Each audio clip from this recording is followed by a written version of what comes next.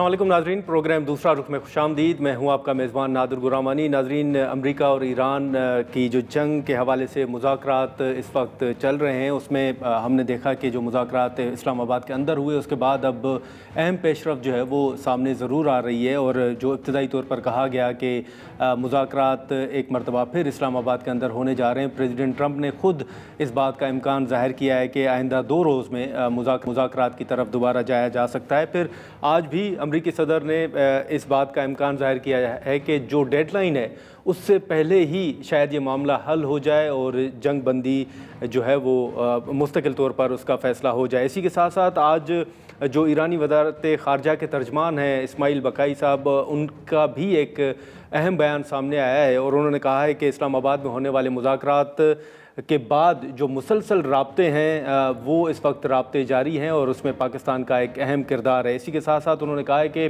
जो दोनों फरीक इस बात पर मुत्तफ़िक़ हैं कि मुज़ाकरात के तसलसल को बरकरार रखा जाए। इसी सिलसिले में उन्होंने ये भी इम्कान ज़ाहिर किया है कि पाकिस्तान का वफ़द जो है वो आज तेहरान पहुँचेगा ताकि बातचीत को मज़ीद आगे बढ़ाया जा सके। अब इब्तदाई तौर पर जो मुज़ाकरात हुए उसके बाद अहम पेशरफ्त है जो प्रेसिडेंट ट्रंप के 2 बयानात हैं। एक बयान के इस्लामाबाद के अंदर दोबारा मुज़ाकरात हो सकते हैं और वो भी 2 रोज़ में, और दूसरा बयान के जो डेडलाइन है उससे पहले ही ये जंग जो है वो ख़त्म हो सकती है। इसी पर हम गुफ्तगू करेंगे। जमील अहमद खान साहब साबिक़ सफ़ीर रहे हैं, वो हमारे साथ मौजूद हैं। बहुत शुक्रिया जमील अहमद खान साहब। सर, मैं ये जानना चाहूँगा कि इस्लामाबाद के अंदर जो मुज़ाकरात हुए उसके बाद कुछ अहम बयानात कल भी आए और आज भी प्रेसिडेंट ट्रंप के बयानात भी हैं और ईरान का भी एक बड़ा वाज़ेह मौक़िफ़ जो है वो सामने आ रहा है। इस्लामाबाद में होने वाले मुज़ाकरात के बाद अब आपको सर आगे क्या नज़र आ रहा है? पहली बात तो ये है कि जितने भी इशारे मिल रहे हैं उसमें आपने जेडी वैंस का खुद हवाला दिया बयान का, उसमें आपने डोनाल्ड ट्रंप का बयान हवाला दिया, और जेडी वैंस तो खुद जब जा रहे थे इस्लामाबाद से तो उस वक्त प्रेस कॉन्फ्रेंस की, और जब कल जॉर्जिया यूनिवर्सिटी में उन्होंने तकरीर की उस वक्त भी बड़े वाज़ेह अल्फाज में बताया कि डील बहुत नज़दीक है। और उन्होंने बता दिया, स्टूडेंट से खिताब कर रहे थे और उन्होंने उसकी अफादियत बता दी कि डील की क्या अफादियत है, और उसके साथ साथ उन्होंने बता दिया कि इनरिचमेंट का मामला था जिसकी वजह से थोड़ी सी इसमें डिले हो गया, अदरवाइज वो डील के बाद तो तमाम, अगर इन तमाम चीज़ों को का आप जहन में रखें और साथ में आप ये देखें कि अमेरिका में किस किस्म का प्रेशर डेवलप हो रहा है डोनाल्ड ट्रंप गवर्नमेंट और डोनाल्ड ट्रंप के खिलाफ, जिसमें कि लोगों के जब जेबों पे वजन पड़ रहा है, जब महंगाई बढ़ रही है उधर, और उसके साथ साथ जब लोग समझते हैं कि ये उनकी जंग नहीं है, और वहाँ के अकाबरीन, वहाँ के लीडर्स, वहाँ के कांग्रेस पर्सन्स, वहाँ के सेनेटर्स जब अपने ही रिपब्लिकन के वही अगर नुक्ताचीनी करने लगे तो उसका मतलब ये होता है कि उस पार्टी में कोई क्रैक्स आ रही हैं, उस पार्टी में कोई दुश्वारियाँ आ रही हैं, और उसकी सबसे बड़ी वजह वो ईरान पर जो हमला था जो कि नेतन्याहू के कहने पर या नेतन्याहू के वार प्लान पेश करने पर, अब ये बात कोई ढकी छुपी नहीं रही, ये बात अमेरिका में मंजर आम पर आ गई है, और जेडी वैंस के हवाले से भी। तो मैं आगे इन तमाम मामलात को अगर जहन में रखता हूँ, डॉट से डॉट मिलाता हूँ, तजिया करता हूँ, तो मुझे अंदाजा होता है कि दुनिया जिस प्रेशर में आ गई है, अमेरिकन खास तौर पे जिस प्रेशर में आ गए हैं, रिपब्लिकन जिस प्रेशर में आ गए हैं, रिपब्लिकन का जो इलेक्शन और नवंबर में होना है वो हारने लगे हैं। अगर वो इस मामले को नहीं सुलझाते हैं, अगर वो अपनी इकोनॉमी को, अपने तेल की प्राइस को, अपने कमोडिटी के प्राइस को बेहतर नहीं करते हैं, जो कि 28 फरवरी से पहले काफी बेहतर थी, तो ऐसी सूरत में इलेक्शन हार जाते हैं। और जब इलेक्शन हार जाते हैं तो मिड टर्म इलेक्शन, तो उनकी अददी तादाद, उनकी मेजॉरिटी टूट जाती है कांग्रेस में और सेनेट में, और जब मेजॉरिटी टूट जाती है तो कांग्रेसमैन वहां के कह रहे हैं कि हम तो 25th अमेंडमेंट के तहत इम्पीचमेंट करेंगे। तो जब ऐसी सूरत हाल हो जाए और फिर जब ये रियलाइज हो जाए अमेरिकन कौम को कि नेतन्याहू या इजराइल ने इस वक्त काफी प्रेशर दे के, इजरायली लॉबी ने प्रेशर दे के ये उजलत वाला फैसला कराया था जिसमें जंग में जाना पड़ा, और इसके बाद जंग के ये मजमरात को देखने के बाद और फिर पाकिस्तान ने जो अपनी एक आला सफारतकारी की, उस आला सफारतकारी के बाद ये जो 49 ईयर्स, जो जेडी वैंस भी उस चीज का एतराफ करते हैं कि 49 ईयर्स के बाद پہلی دفعہ یہ میٹنگ ہوئی ہے، اور ہمیں یہ پتہ ہے کہ جن کی آنکھوں میں خون تھا، جو سمجھتے تھے کہ ان کے آدمیوں کو قتل کیا گیا ہے، یعنی ایرانی سائیڈ، جن کے عزیز و اقارب قتل ہوئے تھے 40 دنوں کی جنگ میں، وہ بھی آ کے بیٹھے. یہ کہتے ہیں سفاری، یہ سفارتکاری، اور اس کو کہتے ہیں اعلیٰ سفارتکاری. یہ پاکستان نے کی، اور وہ اپنے باڈی لینگویج کے حساب سے، کمپوزر کے حساب سے بیٹھے، بات کی. 15 پوائنٹ پر بات کی جو امریکہ نے دیا، اور 10 پوائنٹس جو ایران نے دیا اس پر بات کی، اور آخر میں رہ کیا گئی بات جس کا جیڈی وینس نے ذکر کیا کہ جی انریچمنٹ. بالکل جمیل صاحب، لیکن یہ جیسے آپ نے بھی جو امریکہ کے دعوے ہیں، رجیم چینج ہوا یا نہیں یہ ایک الگ بات ہے، اور ایران کا اس حوالے سے بڑا واضح موقف ہے. لیکن چلیں، جو پریزیڈنٹ ٹرمپ بات کر رہے ہیں کہ وہ جو چاہتے تھے وہ حاصل کر چکے ہیں، رجیم چینج ہو چکا ہے ان کے مطابق، تو ہم یہ کہہ سکتے ہیں کہ اب اگر یہ امریکہ کے دعوے درست بھی سمجھے جائیں تو اس سے یہ اخذ کیا جا سکتا ہے کہ اب امریکہ خود نہیں چاہتا کہ یہ جنگ مزید جو ہے وہ آگے بڑھے، اور وہ بھی چاہتے ہیں کہ فیس سیونگ ہو یا مذاکرات ہوں، کسی طرح یہ معاملہ حل ہو جائے. بالکل ایسا ہی ہے، کیونکہ فیس سیونگ کے جو انہوں نے گراؤنڈز ورک کر لیا ہے. آپ نے دیکھا کہ ایک مرتبہ نہیں، متعدد بار، کئی مرتبہ ڈونلڈ ٹرمپ کہہ چکے ہیں کہ ہم نے ان کی 95% نیوی تباہ کر دی، ہم نے ان کی ایئر فورس تباہ کر دی، ہم نے ان کی فوج تباہ کر دی، ہم نے ان کو اتنا تباہی کے اس میں کیے ہم نے کہ وہ 20 سال تک سر نہیں اٹھا سکتے. ہم نے فتح حاصل کر لی، یہ انہوں نے بتایا ہے، یہ کہا ہے کہ ہم نے فتح حاصل کر لی. تو اگر وہ کہتے ہیں اور اپنی قوم کو کانفیڈنس میں لیتے ہیں، دنیا تو اس پہ خوش ہوگی. بالکل وہ اپنی ٹرافی لیں، فیس سیونگ کریں. ادھر سے ایران حقیقتاً جو بالکل صحیح ہے کہ دنیا کے سب سے بڑی طاقت کے سامنے ایران اپنے ضبط، اپنے صبر اور اپنے تحمل اور اپنے ریزسٹنس جو اس نے دکھلائی ہے، اس کے ساتھ اپنے قدموں پر کھڑا رہا ہے. اور وہ ابھی ریزسٹنس اپنی مسلسل دکھلا رہا تھا. اسرائیل کے حیفا میں اب بھی دھوئیں نکل رہے ہیں، اسرائیل کی تل ابیب میں اب بھی کچھ آگ سلگ رہی ہے، اسرائیل کے ڈیمونا میں اب بھی جو نقصانات ہوئے ہیں اس کے کھنڈرات بتا رہے ہیں. یہ وہ اسرائیل ہے جس کو یہ زوم تھا کہ اس کے پاس ایک بہت بڑا آئرن ڈوم ہے، ایک بہت بڑی ایئر ڈیفنس سسٹم ہے، ایک تھاٹ کا ایک پورا ان کے پاس بہت بڑا ذخیرہ ہے، ان کے پاس پیٹریاٹ کا بہت بڑا ذخیرہ ہے. دنیا کی کوئی میزائل پینیٹریٹ کر کے ان کے ملک کو نقصان اسرائیل کو نہیں پہنچا سکتی. یہ تو الٹا ہو گیا. ایران نے وہ سائنٹیفک اپنے ترقی کی کہ جس میں اس نے جو اپنے شار میزائل بنائے، اس نے جو سپر سونک میزائل بنائے، اس نے جو اسپلنٹر میزائل بنائے، جو جا کے آگے 80 مختلف پیسز میں جا کے اور وہاں جا کے جہاں جاتا ہے نقصان کرتا ہے. ان تمام چیزوں کو اگر ذہن میں رکھیں تو اسرائیل کو بھی ضرورت ہے. اور میں آپ کو یہ بھی بتاتا چلوں کہ اگر اسرائیل نے بھی اس کو پاز نہیں، اسرائیل باز تو نہیں آئے گا. اسرائیل کا یہ گریٹر اسرائیل کا خواب یہ صہیونیوں کا خواب ہے، یہ صہیونیوں کا خواب ہے، زائونزم کا خواب ہے، جس کی بنیاد سوئٹزرلینڈ میں 1897 میں رکھی گئی تھی. اور اس کے مطابق انہوں نے وطن بنایا، اس کے مطابق لابنگ کی، اس کے مطابق اسٹرینتھ حاصل کی، اس کے مطابق جنگیں لڑتے ہیں، اس کے مطابق آج ان کے پاس 78% زمین فلسطینیوں کے قبضہ کر کے بیٹھے ہوئے ہیں. یہ جو زائونزم کا یہ شاخسانہ ہے. اور اس کے باوجود ایران لیکن جمیل صاحب ایک جو نقطہ، جی سر، یہ آپ کی تشنگی رہ جائے گی آپ کی ناظرین کی. وہ آخری جملہ یہ ہے کہ اسرائیل کو بھی اب ضرورت پڑ گئی ہے کہ کچھ پاز لے لے، امریکہ کو بھی ضرورت پڑ گئی ہے، اور حقیقتاً ایران کو بھی ضرورت ہے. اس لیے میں کہتا ہوں کہ بس آپ کو اچھی خبر، اس پوری دنیا کو اچھی خبر ملے گی اب، تاکہ لوگ تھوڑا سکھ کا سانس لیں. جی آپ کچھ کہہ رہے تھے. اور ہم یہ بھی کہہ سکتے ہیں کہ جو امریکہ نے اقدام اٹھایا، جو پریزیڈنٹ ٹرمپ کو توقعات تھیں، خاص طور پر نیٹو ممالک سے، ان کے اتحادی جو ممالک ہیں ان سے، شاید وہ سپورٹ بھی حاصل نہیں ہو سکی، اور ایک تنقید کا سامنا بھی پریزیڈنٹ ٹرمپ کو رہا اس اقدام پر. اس جنگ نے بہت کچھ سکھلا دیا دنیا کو. اس جنگ نے نیٹو کو بہت کچھ سکھلا دیا. نیٹو کو پتا ہے کہ جنگ شروع ہونے سے پہلے کس طرح جنگ شروع ہوئی. میں نے آپ کو اس کے محرکات بتا دیے. کس طرح ڈونلڈ ٹرمپ کو نیتن یاہو جب 11 فروری کو گئے وہاں اور اس سے پہلے اس نے کوئی 6 چکر اور لگائے، ٹوٹل 7 چکر لگائے نیتن نے وائٹ ہاؤس کے 11 مہینوں میں۔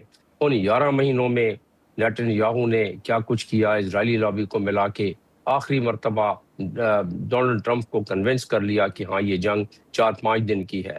اور جب دیکھا امریکہ کے ان لوگوں نے جو وہاں جانتے تھے کہ کیا فیصلہ ہوا ہے اور کس نے فیصلہ کرایا ہے، تو اور جب دیکھا کہ 40 دن اس کو ہو گئے اور جنگ ختم ہونے کا نام نہیں لیتی، تو پھر یقیناً ان کو اندازہ ہو گیا کہ کتنی یہ نقصان دہ جنگ ہے۔ اور جب امریکہ میں لوگوں کی مہنگائی کی وجہ سے چیخیں نکلنا شروع ہو گئیں تو ان کو اندازہ ہو گیا، تو لہٰذا نیٹو نے ساتھ چھوڑ دیا۔ لہٰذا نیٹو سے کیونکہ کنسلٹ نہیں کیا تھا، تو نیٹو نے کہا کہ نہ ہم سے آپ نے کنسلٹ کیا، نہ یہ جنگ کرنے کے اس وقت لائق تھی، تو لہٰذا ہم آپ کے ساتھ شامل نہیں ہوتے۔ پھر ان کا بلاکٹ میں آ جاؤ، انہوں نے کہا ہم بلاکٹ بھی ہم سمجھتے ہیں کہ ہمیں شامل نہیں ہونا چاہیے۔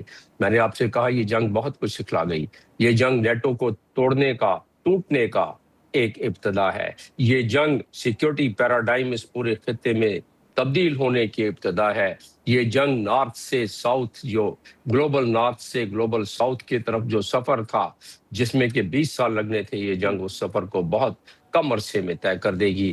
اور یہ جو سیکیورٹی پیراڈائم ہے پورے خطے کا، اس ریجن کا، جس میں کہ شامل ہے آپ کے خلیجی ممالک بھی، اس میں کیلکولس چینج ہو جائے گا۔ اس سیکیورٹی پیراڈائم میں اور سیکیورٹی کیلکولس میں اب اس خطے کے ممالک ہوں گے، اس میں ایران بھی شامل ہو جائے گا۔ اور یہ ہے آگے کا منظرنامہ، یہ ہے آگے کا منظرنامہ جہاں پاکستان کسی خوشحالی کی طرف قدم رکھ سکتا ہے۔ آج ہی میں نے اس پر بہت بات کی ہے مختلف چینلز پر۔ میں نے اب یہ بتایا ہے کہ آپ کو آپ کی محنت کی وجہ سے، فیلڈ مارشل نے کی محنت جو ملٹری ڈپلومیسی کی ہے، جو ہمارے فارن آفس نے کی اور پرائم منسٹر کی سربراہی میں، وہ ٹھیک ہے، بالکل صحیح ہے، اس کی تائید کرنی چاہیے، اس کی ستائش کرنی چاہیے۔ لیکن اگر وہ مخدوش معیشت کا کیا کریں، جو 380 بلین کا قرضہ انٹرنل اور ایکسٹرنل ڈیٹ ہمارے اوپر ہے، اس کا کیا کریں؟ اب ہمیں اسی طریقے سے، اسی محنت سے، اسی لگن سے، اسی ویژن کے ساتھ ہمیں اب اس پر کام کرنا ہوگا۔ اگر اس پہ کام نہیں کیا تو یاد رکھیں جو قومیں اپنی معیشت کو نہیں سدھار سکتی ہیں، ان کی سیکیورٹی نہیں سدھر سکتی، ان کا وہ وقار ہمیشہ قائم نہیں رہ سکتا۔ بالکل جی بالکل جمیل صاحب، بہت شکریہ آپ کا وقت نکالنے کے لیے، تھینک یو سو مچ۔ ناظرین، جمیل احمد خان صاحب تو وہ آپ نے سنی۔ اب آج بھی جو پریزیڈنٹ ٹرمپ کے بیانات ہیں، جو انہوں نے ایک انٹرویو بھی دیا ہے، اس میں بھی انہوں نے امکان ظاہر کیا ہے کہ یہ جنگ جو ہے وہ جلد ختم ہو جائے گی۔ اور اب جو ایران کا بیان بھی آیا ہے، اور وہ بھی بڑا اہم ہے کہ پاکستان کا ڈیلیگیشن جو ہے وہ بھی ایران پہنچ رہا ہے تاکہ مذاکرات کو، بات چیت کو آگے بڑھایا جا سکے۔ ہم یہاں پر ایک مختصر سا بریک لیتے ہیں اور بریک کے بعد ایئر مارشل عامر مسعود صاحب ہمیں جوائن کریں گے۔ پروگرام میں ایک بار پھر خوش آمدید ناظرین۔ اس وقت ایئر مارشل عامر مسعود صاحب ہمارے ساتھ موجود ہیں، اور جو پریزیڈنٹ ٹرمپ کے اور جو ایران کے بیانات ہیں اسی پر ہم گفتگو کریں گے۔ عامر مسعود صاحب، بہت شکریہ سر وقت نکالنے کا۔ یہ جو اسلام آباد کے اندر مذاکرات ہوئے اور اس کے بعد اب اہم پیش رفت جو ہے وہ سامنے آ رہی ہے، یہ امکان ظاہر کیا جا رہا ہے کہ جو 21 اپریل کی ڈیڈ لائن ہے، شاید اس سے پہلے یہ معاملات حل ہو جائیں۔ آپ کو لگتا ہے کہ اس ڈیڈ لائن سے پہلے یہ معاملات حل ہو جائیں گے اور مذاکرات کامیاب ہوں گے؟ اور جو پریزیڈنٹ ٹرمپ کے بیانات ہیں اس کو کس نظر سے آپ دیکھ رہے ہیں؟ جی شکریہ بہت بہت آپ کا۔ بسم اللہ الرحمن الرحیم۔ دیکھیں، پریزیڈنٹ ٹرمپ کے تو بیانات کو میں پرسنلی اتنا سیریسلی نہیں لوں گا، کیونکہ بہت کانٹرڈکشنز رہی ہے ان کے بیانات میں۔ لیکن یہ ضرور ہے کہ اب معاملات ڈیفینیٹلی ایک کنکلوژن کی طرف جاتے نظر آ رہے ہیں، بیکاز جتنی تباہی ہو چکی ہے اور جتنا اکنامک ڈاؤن ٹرن آ چکا ہے دنیا میں، جتنی فیول پرائسز کی اسکلیشن ہو چکی ہے، ریسیشن بڑھ چکی ہے، فوڈ سیکیورٹی کے ایشوز ہو چکے ہیں، اور اب جو ضرورت کی چیزیں ہیں جتنی مہنگی ہو چکی ہیں عام لوگوں کے لیے تھرو آؤٹ دا گلوب، تو میرا نہیں خیال کہ یہ بہت عرصہ سسٹین ہو سکے گی یہ سچویشن، یا فردر اس کو ڈیٹیریوریٹ کیا جا سکتا ہے، بیکاز اس کا کوئی مقصد نہیں ہے۔ اور سب سے بڑی بات یہ کہ امریکہ کے اندر جو آوازیں اب اٹھ رہی ہیں وہ بہت زیادہ اسٹرانگ ہیں اور بہت میجورٹی میں ہیں، اور کیونکہ الیکشنز مڈ ٹرم آنے والے ہیں تو یہ تمام آوازیں یہ کہہ رہی ہیں کہ یہ جنگ کس کی جنگ تھی، یہ کیا امریکہ کی جنگ تھی یا اسرائیل کی جنگ تھی، اور اس کا حاصل کیا ہے۔ اس کے آبجیکٹیوز کیا تھے اور کہاں تک پہنچ گئے. کہ آبجیکٹیوز یہ تھے کہ 48-72 گھنٹے میں جنگ ختم ہو جائے گی اور ایران کی رجیم چینج ہو جائے گی اور نیوکلیئر ختم ہو جائے گا جو اس کا تھا. تو یہ تمام معاملات نہیں ہو سکے، بلکہ اس کو آن دا کنٹری ہوا یہ کہ وہ ہرمز جو ہے اس کو بند کر دیا گیا، جدھر سے دنیا بھر جی کی ٹریفک جاتی ہے، آئل جاتا ہے، فرٹیلائزرز جاتے ہیں، اور سو مینی ادر تھنگس جو کہ افیکٹ کرتی ہیں آپ کے روزمرہ کی زندگی کو. اس کے علاوہ ایران کی ریزسٹنس جو ہے ٹھیک اس ہے. میں کوئی کمی نہیں آئی، ان کی لیڈرشپ میں کوئی کمی نہیں آئی، اس کے ریزالو میں کوئی کمی نہیں آئی. اتنے لوگ آپ نے مار دیے، اتنے لوگوں کو تباہ کر دیا، اتنے انفراسٹرکچر کو تباہ کر دیا، تو حاصل اس کا کوئی نظر نہیں آیا. اور سملرلی جو گلف کی سٹیٹس ہیں وہ بھی بہت زیادہ تیار نہیں ہیں، جو ان میں سے تھوڑا شعور رکھتی ہیں، یعنی قطر کو دیکھیں، سعودی عربیہ کو دیکھیں، تو یہ معاملات وہ چاہتے ہیں کہ سلجھائے جائیں، کیونکہ ان کی سیکیورٹی تو کوئی انشور نہیں ہوئی. ان کے اوپر تو اسی طرح سے میزائل آئے جس طرح سے کسی بھی کنٹری جس کا ایئر ڈیفنس سسٹم کوئی بالکل. کنونشنل ہو اس کے اوپر آ سکتے ہیں. تو اتنا پیسہ خرچ کرنے کے باوجود، اتنے اربوں ڈالر جو انہوں نے دیے امریکہ کے ملٹری انڈسٹریل کمپلیکس کو، تو اس کا کوئی فائدہ نظر نہیں آیا. اور پھر یہ بھی چیز دیکھنے میں آئی کہ چائنا اور رشیا جو ہیں ان کو ایک ڈیفینیٹلی اثر ہو رہا ہے اس تمام سچویشن کا، اور وہ دیکھ رہے ہیں کہ کس طرح سے اسپیشلی چائنا جو کہ ایک اسٹریٹجک پارٹنر ہے رشیا کا، اس کا ایران کا، اور رشیا بھی جو کہ جس کے ہیں اسٹریٹجک مراسم ایران کے ساتھ، وہ نہیں دیکھ سکتے کہ اس طرح سے یہ تباہی کرتے رہیں اور ان کی آئل کے جو راؤٹس ہیں ان کو بند کر دیں، اور مطلب ان کی اکانومی میں ایک ڈاؤن ٹرن آئے. تو یہ تمام معاملات جو ہیں ان کو دیکھتے ہوئے میرا خیال میں اس وقت بہت اسٹرانگ وائسز ہیں اس فیور میں کہ اس جنگ کو، جو کہ اسرائیل کی جنگ ہے بیسیکلی، اس کو ختم کیا جائے. اس کا حاصل صرف یہی ہے کہ ہاں. تباہی ہے، اور ایک بہت بڑے ریسیشن پہ جانے لگی ہے دنیا، جو کہ آج وارن بھی کیا ہے آئی ایم ایف نے بڑا کلیئرلی کہ اس کو اگر کنٹینیو رکھا گیا یا کسی قسم کا بلاکیڈ ہوا یا ہارموز کو بند کر دیا گیا کمپلیٹلی، یا کسی طرح کی اسکلیشن ہوئی، تو اس کو جو ہے ہم بند کر، وہ جو ہے اس پہ اثر بہت ہوگا اور ریسیشن پہ بہت زیادہ اثر ہوگا. بہت ٹھیک ہے. ٹھیک ہے، لیکن عامر صاحب اب یہ جیسے آپ نے ذکر کیا کہ امریکہ کے اندر سے بڑی آوازیں اٹھ رہی ہیں، تو ہم یہ بھی کہہ سکتے ہیں کہ خود امریکہ کے اندر سے تو آوازیں اٹھ ہی رہی ہیں، لیکن جو خود اتحادی ملک تھے امریکہ کے، نیٹو ممالک تھے، ان کی بھی کوئی حمایت حاصل نہیں رہی، بلکہ انہوں نے کھل کر اس اقدام کی مخالفت کی ہے. جی بالکل، دیکھیں گلف سٹیٹس کا انہیں تھا، پھر انہیں یہ تھا کہ کسی طرح سے کوئی اور نان اسٹیٹ ایکٹرز آ جائیں گے، اندر سے کوئی آوازیں اٹھیں گی، ایران کے اندر سے کردز جو ہیں وہ ان کی مدد کو آ جائیں گے. اور سب سے بڑی بات جو آپ نے کی کہ نیٹو اور ان کے جو کلوز الائز تھے، جنہیں آپ فائیو فنگرز کہتے ہیں، جو کہ ان کے بہت کلوز ہیں، جس میں برٹش ہے، نیوزی لینڈ ہے، آسٹریلیا ہے، یہ ان سب نے بھی کوئی خاطر خواہ حمایت نہیں کی. اور انہوں نے کہا کہ جی یہ ایک ان نیسیسری جنگ ہے جس میں ہم ڈل رہے ہیں اور اس کا حاصل نہیں ہے.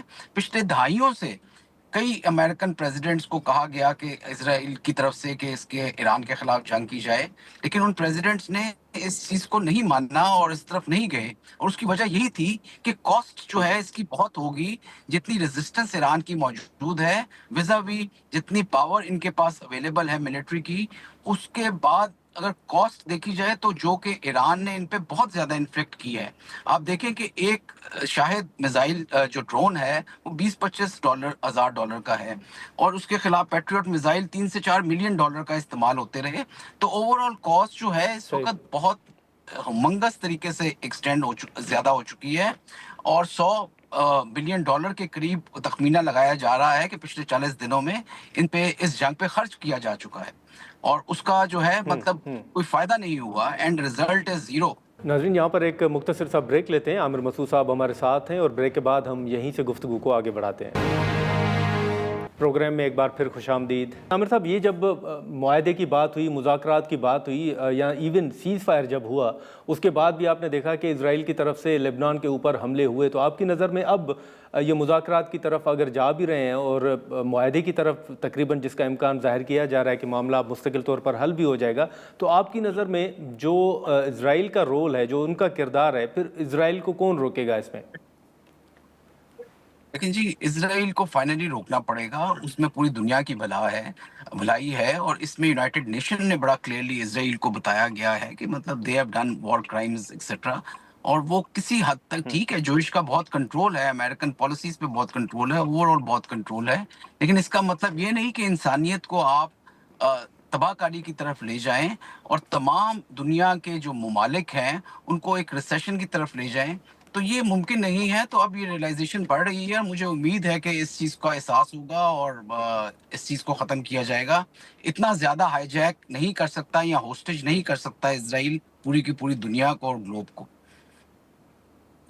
اچھا عامر صاحب، ایک آخری سوال ہوگا سر کہ اسلام آباد کے اندر جو مذاکرات ہوئے ان مذاکرات کی خود پریزیڈنٹ ٹرمپ تعریف کر رہے ہیں، ایران تعریف کر رہا ہے، باقی ممالک تعریف کر رہے ہیں، لیکن آپ نے دیکھا ہوگا کہ انڈیا کی طرف سے ان مذاکرات کو ناکام قرار دینے کے حوالے سے بھی ایک پروپیگنڈا جو ہے وہ کیا جا رہا ہے. یہ جو اتنی کامیابی سفارتی سطح پر پاکستان کو حاصل ہوئی ہے، آپ سمجھتے ہیں یا میں یہ جاننا چاہوں گا کہ آپ کی نظر میں یہ خاص طور پر انڈیا کو کتنا بڑا دھچکا ہے؟ جی، انڈیا کو تو بہت سیریس دھچکا ہے. وہ پچھلے 20 سالوں سے خاص طور پہ مودی کے آنے کے بعد سے ان کی کوشش رہی کہ پاکستان کو ایک ٹیررسٹ اسٹیٹ ڈکلیئر کیا جا سکے، ایک روگ اسٹیٹ ڈکلیئر کیا جا سکے. اور اینڈ میں نتیجہ یہ ہوا کہ دنیا اس وقت ساری پاکستان کی طرف دیکھ رہی ہے، پاکستان کی سفارتکاری کی طرف دیکھ رہی ہے. اور میں سمجھتا ہوں یہ گولڈن مومنٹس ہیں، ڈیفائننگ مومنٹس ہیں پاکستان کے لیے. ڈپلومیٹک سکسیس اس طرح کی ہمارے مطلب کم از کم مجھے نہیں یاد کہ ہسٹری میں کبھی اس طرح کی بھرپور طریقے سے ڈپلومیٹک سکسیس پاکستان کو حاصل ہوئی ہو. تو ہمیں اس چیز کو سیلیبریٹ کرنا چاہیے اور انڈیا کو بھی عقل کے ناخن کرنے چاہیے کہ ہر چیز کو زیرو سم گیم نہ سمجھیں. کبھی کبھار ون ون سچویشن بھی ہوتی ہے کہ اس امن میں اس پاکستان کی جو کاوش ہے اس میں پوری دنیا کی سلامتی ہے، اس کی بقا ہے، اس کے لیے پیس ہے، اور اس کا انڈیا کا بھی فائدہ ہے. ان کے اندر بھی بہت اس وقت غربت بڑھ چکی ہے، ریسیشن بہت زیادہ ہو رہا ہے، قیمتیں بہت زیادہ ہو چکی ہیں. تو اس کو اوور آل اگر دیکھا جائے تو پاکستان کی اگر کامیابی ہے تو اس میں انڈیا کی بھی کامیابی ہے، اور ان کو اس پہلو میں دیکھنا چاہیے. اور بے شک انڈیا میں اس وقت ماتم کا بچھا ہوا ہے، اور وہ پوری کوشش کریں گے کہ اسپوائلر کا رول یا ایک اس کو سیبوٹاج کرنے کی کوشش کریں کسی طرح سے اور پاکستان کی امیج کو ٹارنش کریں. لیکن میرا ذاتی مشورہ ان کو یہی ہے کہ اس کو ون ون سچویشن لیں، اور اس میں ان کا بھی بھلا ہے، اس میں پوری دنیا کا بھلا ہے، اس پورے ریجن کا بھلا ہے، اور اسی میں سب کی بقا ہے.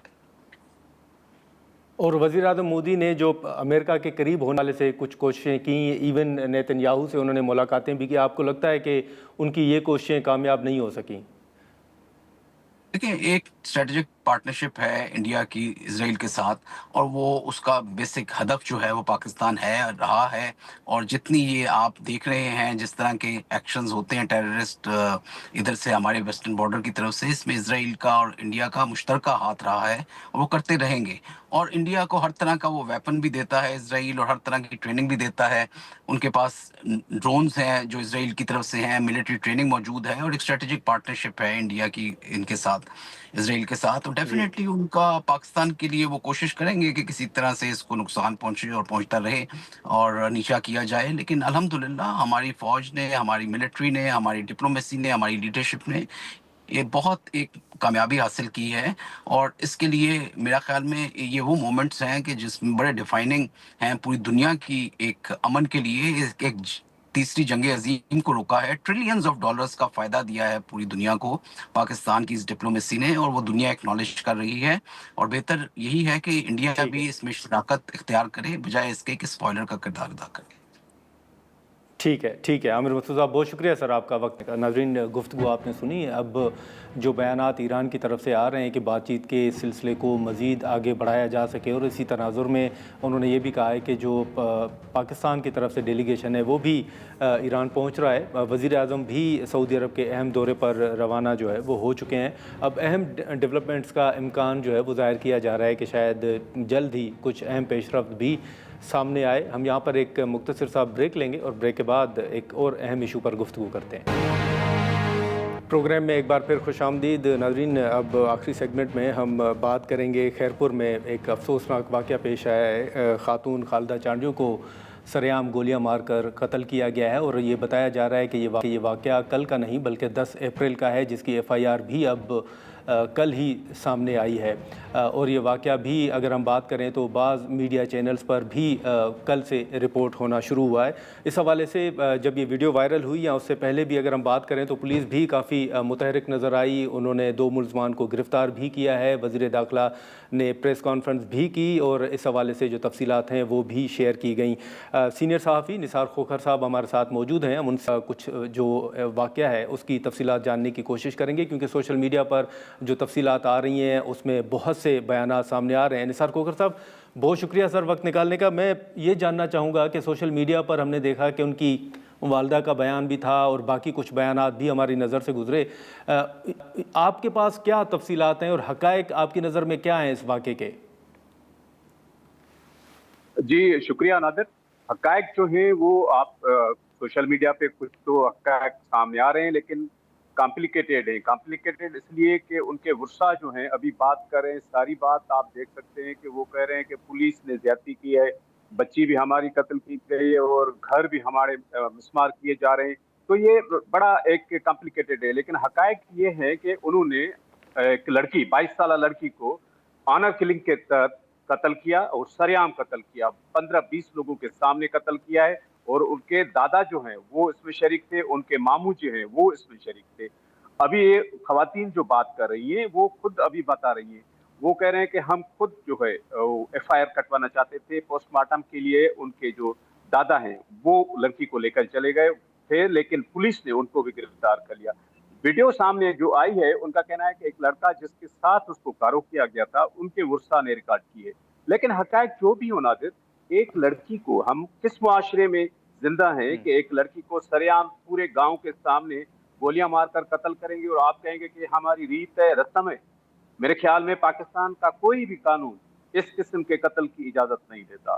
पाकिस्तान की सुप्रीम कोर्ट से लेकर लोअर कोर्ट तक ऑनर किलिंग किसी रस्म का, किसी कबीले की रिवायत का, किसी गैरत के मामले का नाम नहीं है, ये एक कत्ल है। और आपको पता है कि कत्ल की सजा पाकिस्तान पीनल कोड के तहत 302 के तहत वो 14 साल सजा मुकर्रर है। तो बजाय उसके कि उसको कानूनी तरीके से देखा जाए, ये सारे लोग कह रहे हैं कि रीत व रस्म है। और कितनी बदकिस्मती की बात है नादिर के एक साल में, मैं गुज़श्ता 2025 की एक रिपोर्ट देख रहा था, 120 जो खवातीन हैं सिंध में ऑनर किलिंग के तहत उनको कत्ल किया गया। सिर्फ ये कि वो अपनी पसंद की शादी करना चाहती थी, सिर्फ ये कि अपनी पसंद की जिंदगी गुजारना चाहती थी। कानून सारे मौजूद हैं। आपको पता है कि लीगल प्रोसीजर और कितना सख्त है। लीगल प्रोसीजर तो इतना सख्त हो गया है ऑनर किलिंग में, मैं आपको बता दूं कि अगर कोई वुर्सा उनको बख्श भी दे तो वो कोर्ट में जो है स्टेट केस लड़ती है।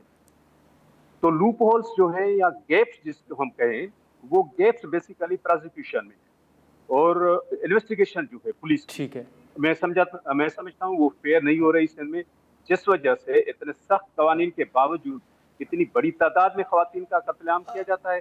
इसको आप कत्लेआम नहीं कहेंगे तो और क्या कहेंगे? एक साल में 100 खवातीन को आप बिल्कुल। लेकिन निसार साहब ये जो कत्ल हुआ है आपकी नज़र में ये सिर्फ उस फैमिली का फैसला था या आप समझते हैं कि खैरपुर के अंदर कोई जिरगा भी हुआ है और जिरगे के फैसले के तहत ये इकदाम उठाया गया है?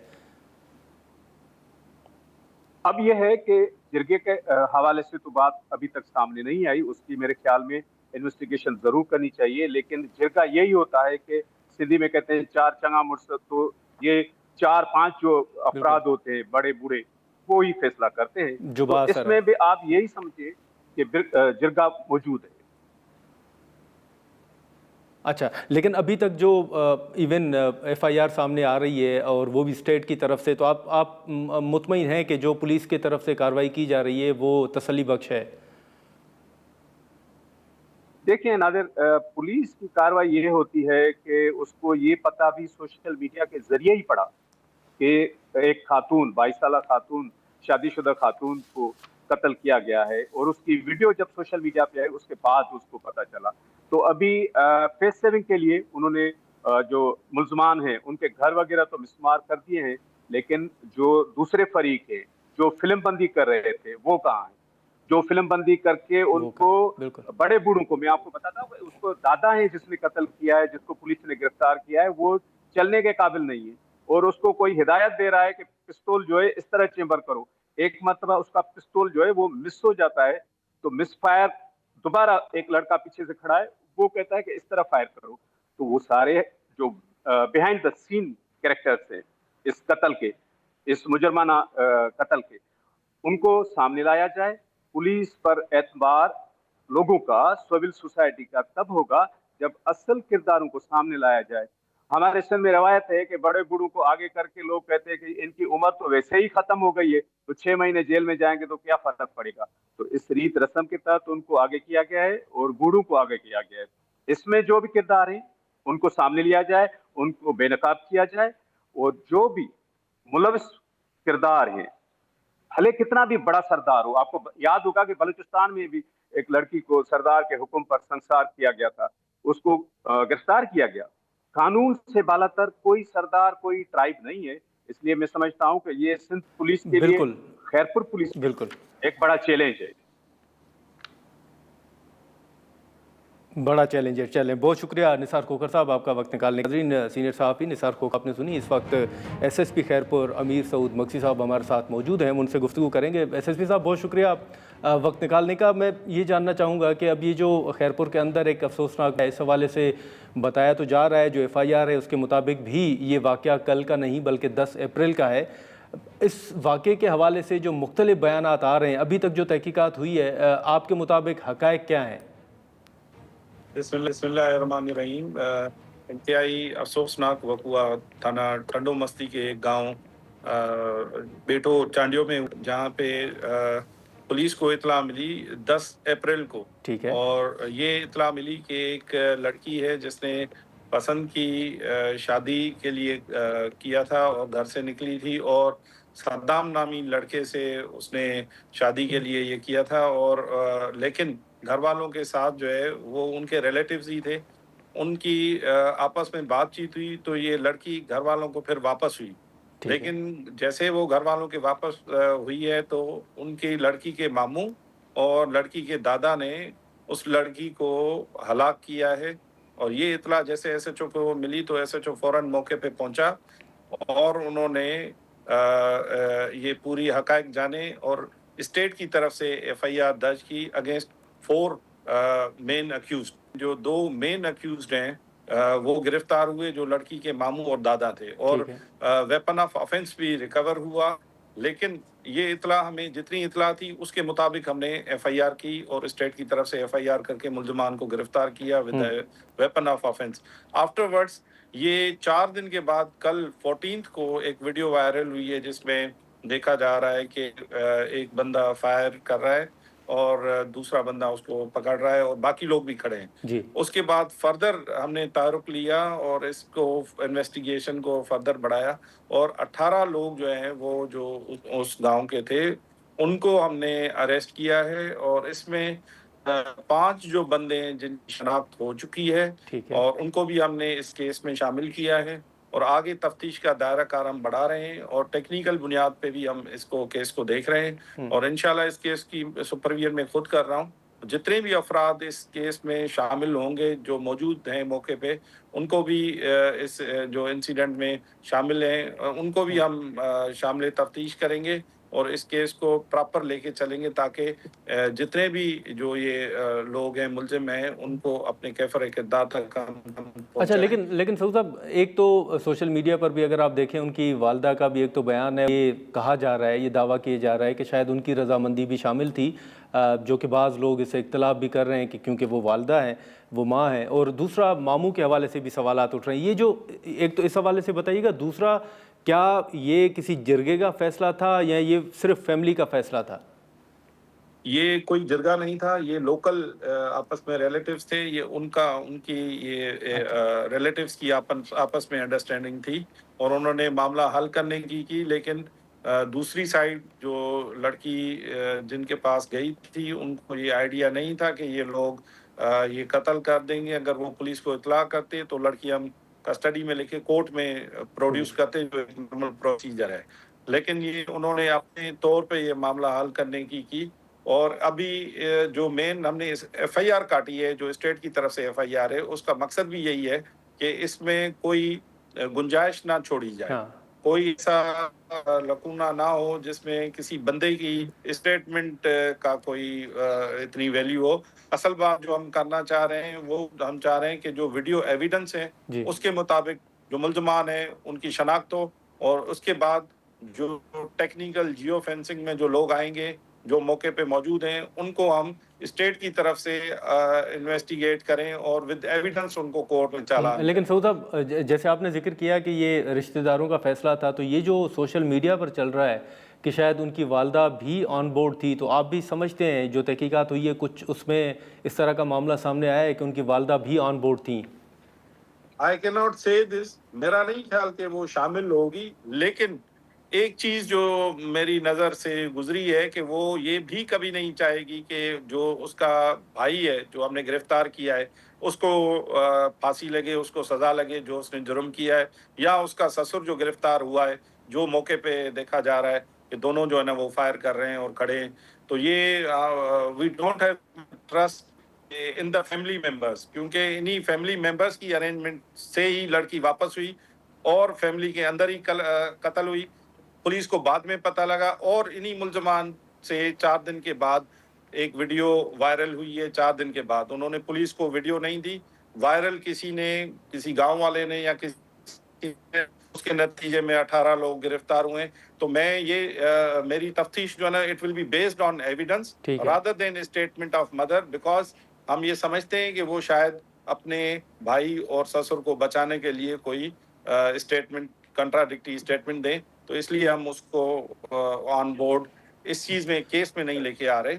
چلیں ٹھیک ہے، لیکن ایس ایس پی صاحب ایک تو چیز یہ بھی بتائیے گا، جیسے آپ نے کہا کہ لڑکی واپس گھر آئی تھی، تو آپ کو لگتا ہے کہ یہ ایک سازش تھی، یہ پورا معاملہ پری پلانڈ تھا کہ لڑکی کو گھر لایا جائے، یا آپ سمجھتے ہیں کہ صلح ہو گئی تھی اور گھر آنے کے بعد معاملات خراب ہوئے جس کے بعد لڑکی کو سرے عام قتل کیا گیا ہے؟